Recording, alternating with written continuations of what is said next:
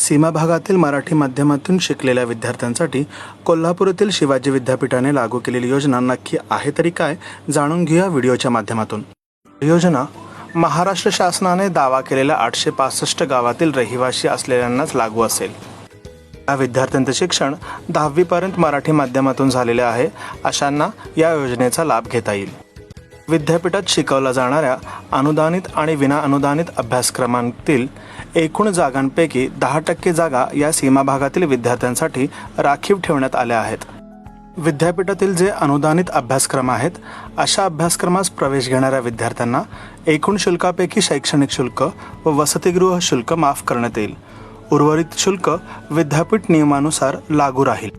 अनुदानित अभ्यासक्रमात जे विद्यार्थी प्रवेश घेतील अशा विद्यार्थ्यांना ट्यूशन फीमध्ये 25% सवलत मिळेल व तसेच त्यांच्याकडून वसतिगृह शुल्क घेण्यात येणार नाही।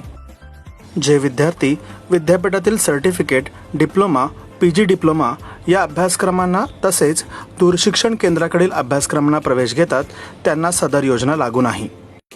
सीमा भागातील विद्यार्थ्यांना PhD साठी प्रवेश मिळाल्यानंतर 3 वर्षे वसतिगृह मोफत उपलब्ध होईल।